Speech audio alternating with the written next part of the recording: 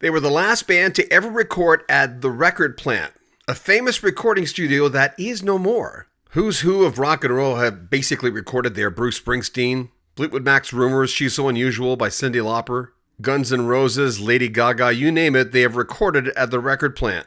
And the Stylistics were just there for their big comeback album. It features the Elton John Band. Nigel Olsson, Davy Johnstone, and Tom Cridland produced the album. We're going to talk about a whole bunch of things. Stylistics, the new comeback album, and some of their biggest hits.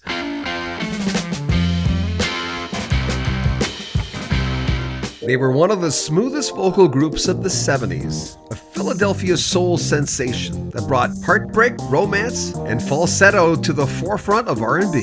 Formed in 1968 out of the merging of two high school bands in Philadelphia, the Stylistics quickly evolved into one of the most iconic soul groups of the decade. The original five-man lineup featured Russell Tompkins Jr., the group's angelic falsetto lead singer, along with James Smith, Herbie Morrell, Marion Love, and James Dunn. Their breakthrough came in 1971 with a run of Tom Bell-produced classics. Their first hit, Stop, Look, Listen to Your Heart. But their real big song that year, You Are Everything, which reached number 9 on the Billboard charts. It got better in 72. Bet You By Golly Wow was a number 3 hit, and 2 more followed that year. People Make the World Go Round. And the top 10 smash, I'm Stone in Love with You. There were 3 hits in 1973, Break Up to Make Up, that was the biggest one, peaking at number 5. You'll Never Get to Heaven, If You Break My Heart, and a song that peaked at number 14, Rock and Roll Baby. Their highest charting song came in 74. It peaked at number 2, You Make Me Feel Brand New. And then came Let's Put It All Together, their last top 40 hit, which peaked at number 18 in 74. They had 10 top 40 songs from 1971 to 1974, and 17 R&B hits from 71 to 75. By the mid-1970s, internal pressures and shifting tastes started to wear on the group. By the early 80s, both James Dunn and James Smith had left the group, a pivotal moment that marked the transition from a 5-man group to a 4-man lineup after Raymond Johnson joined the band in 81. Despite the losses, remaining members pushed forward. Though their chart dominance faded in the US in the early 1980s, the Stylistics found massive success overseas, particularly in the UK and Asia. Over the decades, the lineup would change, and eventually Russell Tompkins Jr. would go solo. But the silky harmonies and those timeless ballads remained. The Stylistics weren't just a group, but they were a sound longing for radio. The soundtrack to first loves and heartbreaks, wrapped in lush strings and velvet vocals. Tom brought Nigel and Davey and the rest in? I met them because we did Tom's wedding, Tom's wedding reception. Tom sent the whole group to Italy for his wedding. Yeah, and we were there. We were there 3 days. I extended my trip for a week because I went to Rome after that. But there I met Nigel and some of the other members that were there as guests at his wedding. We were the band at the reception. But I was just in awe there. His wedding was in Vallejo, Italy. So we flew to Rome, but we traveled like 3 hours up the mountains, sites that I've never seen before in my life, and went to this little town where his wedding was. And it's funny because we just did Seattle, Washington, 4 days. And one day I watched 6 hours of The Godfather. And that first episode, I swear it was in the same town that he got married in, because the church that was there in the middle of the town square was the same church that was in the area of the hotel that we stayed at. Were you looking over your shoulder? Were you going, wait a minute? I was like, when I was watching, I said, why is that familiar? And then it all came back to me. I said, I got to research that because I know it was in Italy, but I wonder if it was in the same town that we were in. It was a little town, but yeah, that's where I met Nigel and them.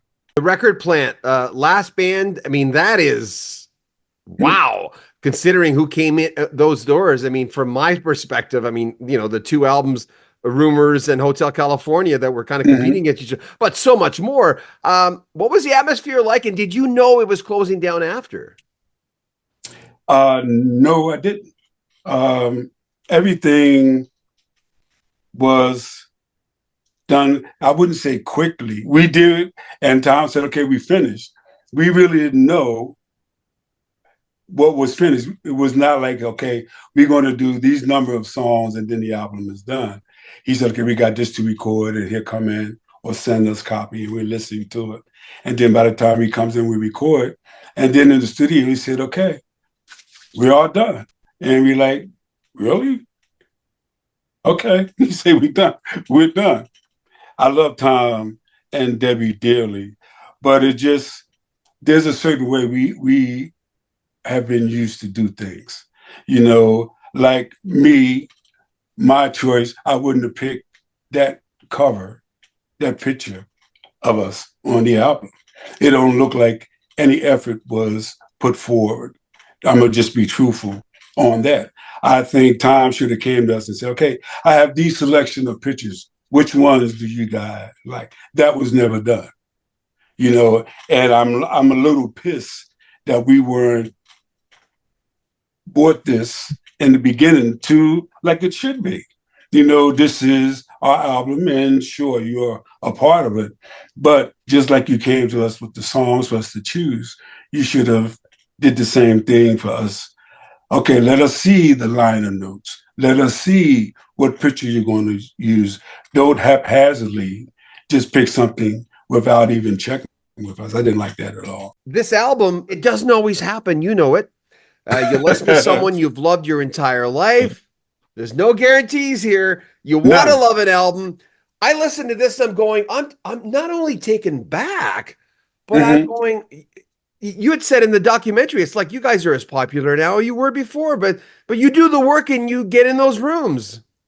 Yeah, well, you know what, John? It's 57 years this year that we've been together, and um, it's gotten to the point where it's work per se, but we're so like used to it.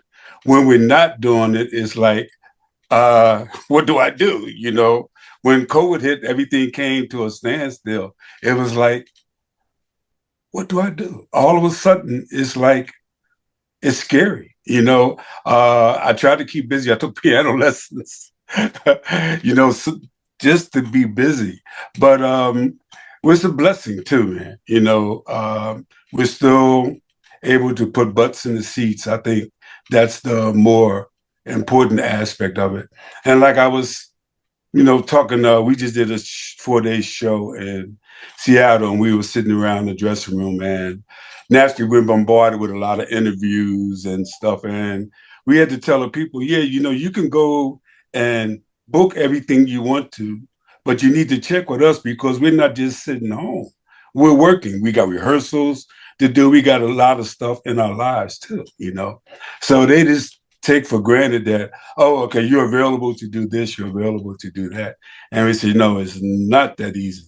Yeah. You know, if we were a sit-at-home group, it'd be another story. But thank God we're still able to work, you know. So it's about work. And we also say, if this album is successful, what it would do is just create more work. So we're ready for whatever happens. We're ready. We're thinking positive. It's working on this project. It was like um, when we were approached to do a new project.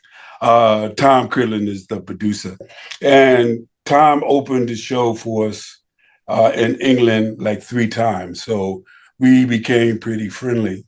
And the last tour, Tom said, "Would you guys be interested in recording?" And we said, "Sure." You know, what group wouldn't? And he said, "Okay, well, let me work on a few things." And he said, "I have some ideas." And he came back and he told us what his thoughts were. And we said, "Okay, let's do it." And he came to Philly, I think. Well, he sent us songs to listen to. We picked the ones that we liked. And he came to Philly, and I think the first time he came, we recorded 3 songs. Never no discussion of who the musicians were, nothing. And as we got into the album, I think maybe this was his fourth trip to Philly. We were sitting around listening. And well, prior to that, he had brought a song in, and it was with Shania Twain. And I heard 8 bars, and I said, oh, definitely, we got to do it. And he brought back when she put her stuff down, and we put our stuff down. But we really never knew who all these musicians were. And coming from our background, I mean, we're an urban group, you know. And when he started saying, well, this guitar part is being played by this one, and the drum is being played, we like, man, why didn't you tell us this when we were going to the studio? Why do you wait till everything is finished to tell us who these people are? And naturally, the question was, how was it working with this one and working with that one? We never met any of them until, and we still haven't, until we saw the video production put together to advertise for the project. And you see, I can't even remember all the names. Well, but you Steve see, Lukather and Shania Twain, for instance, in the same room. I mean, right, they weren't in the room with me, you know, and it was like Tom, all these like hard rock stars, you never told us anything. He said, well, I told you that, I use Elton John's band when I'm performing, and I have access to these people, but we're not from a rock orientated, background, So you have to run this stuff by us, let alone okay some of the stuff, but after listening to the finished project, we're like pretty satisfied. it's a seamless project. I mean, when you listen to it all, I mean, again, the Shania Twain thing, if you would have asked me on paper, I would have said, I don't know. I wouldn't have thought of those two worlds colliding Right. and being together. Man, does it work? Yeah. Yeah. And it's funny, out of all the songs we've done in these 57 years, we never did something that could possibly be country orientated. So as far as I'm concerned, this may open up some new avenues, for us in that genre itself. So it's a wait see thing. But you know, we were worried, because going back when Tom Bell finished doing the first 3 albums, and then Hugo and Luigi, which was the president and the vice president of H&R Records, they started producing us. And they hired Van McCoy to be the arranger, which was still kind of like urban and the stuff. But the material that they were presenting was like unlike Tom Bell stuff, and we were getting a response from our then fan base like, oh, you guys are sold out and this and that. You left the the black scene with the music, and now you're doing all this pop stuff. And when Tom approached us, we said, well, here you are coming from a hard rock, a European background. We don't want to lose our fan base. So we're going to be very critical in picking these songs because we kind of know what our fan base want to hear. Sure, we want to grab new fans, but we don't want to lose what we have already. Tom says, yeah, okay, no problem. No problem. That's what we do. And so it was like, we go in the studio and do what we got to do, but we were like worried and waiting to see what is the overall response. I expect it to be a combination of positive and negative, depending on the people that it's coming from. So we're waiting. The way you guys should be in when the Rock and Roll Hall of Fame comes out and people balk at black artists, I'm going, you do know where rock and roll came from, right? Have you forgotten where rock and roll actually came from? It's the same thing with country music. It's like, what are black people doing singing country music? don't you know anything about music? Yeah. Yeah. Yeah. It's just I don't know. It's it's funny where we all, I guess, in our own way, try to make things totally our own and don't want to share it. I think that's what's wrong with the country now. We don't share our likes, and we are so similar, regardless of our race or anything. We just, so similar, and people just refuse to see that. We have a lot in common. When you were that kid listening to music, what were you listening to? What was in your record collection? As a kid, my mother had younger brothers who were maybe 5 and 6 years older than I was. So I was listening to a lot of stuff that they were listening to. And I remember Lou Anthony and the Imperials. I remember the Moonglows. Um, I became a Donna Washington fan at an early age. And that's kind of like where my roots are. Even writing, like you can judge from Sad Tomorrows, I'm kind of like a ballad guy. That's where where I go to. That's where my heart and my soul is at. I sit down at the piano, try to come up something up tempo. I get a feeling it was the fastest song that I've been able to come up with. But my heart is just that. My parents were, wow, again, Donna Washington, early Aretha Franklin.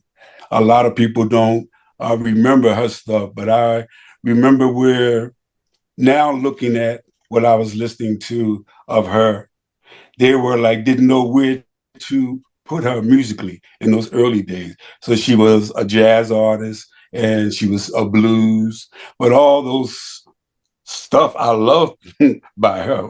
I'm just a Aretha Franklin fan anyway. So nothing that she could ever record that I didn't have or love. Stylistics, how did he come up with the name? My house, sitting around the table, and we wanted to keep the Monarchs. And naturally, the percussion wanted to keep the percussions. And we rolling up different names, Russell and the Debonaires, or something like that. And Doc, that's his nickname, the guitar player, he cuts hair also. He's a barber. And he said, what about the Stylistics? Everything got quiet. That works. Stylistics, that works. Okay, let's go with the Stylistics. It was as simple as that. How do you approach it when someone says, if they don't recognize you, what do you do? Like, do you go there? Is it, I mean, what do you do? No, I don't know if this is shy aspect of me, but like some of the guys, we have hats, Stylistics. We have sweatshirt, t-shirts, Stylistics. I don't wear mine out in the public. I just feel, I don't know. I just feel strange. I've had people come and ask me, what do you do? And I said, I sing with a group. If they want to take it any further, then I said, well, oh yeah, what group do you sing with? I said, I sing with a group called the Stylistics. Stylistics. That name is familiar. Would I know any of your music? And I said, well, looking at you, you might not be old enough to know our music. But yeah, then I go into detail. But a quick story. When COVID hit, again, I'm bored, right? So I said, you know what? Let me Uber drive. So I signed up and was driving for Uber. And I picked up this young woman in Center City, and she had two gentlemen with her. And she sat in the front seat. She says, okay, I sit in the front seat. I said, sure. And the two guys sat in the back. So I have easy listening on. And she said, oh my goodness, I love your music. And we're driving and they go into the airport. So I get on 95. And I said, really? She said, yeah, I love this music. And I said, well, good. So what do you usually listen to?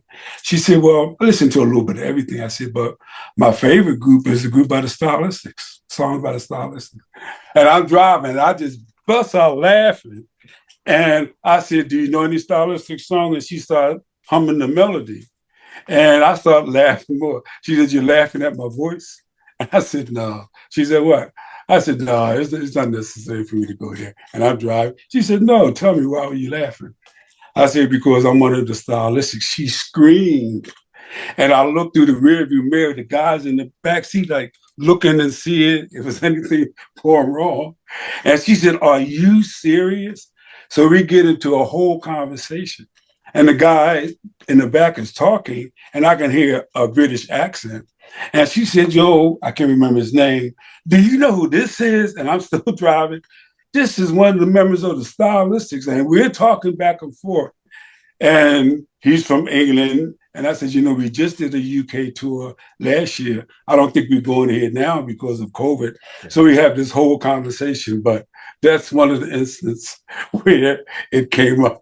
Remember, if you want to donate to the channel, there's always a PayPal link at the top of the description. If you want to make a donation, go on our Patreon. There's so much clips on our Patreon right now. One of the greatest deals on Patreon for $6 and something. You can get access to hundreds of videos that have not seen the light of day on YouTube yet.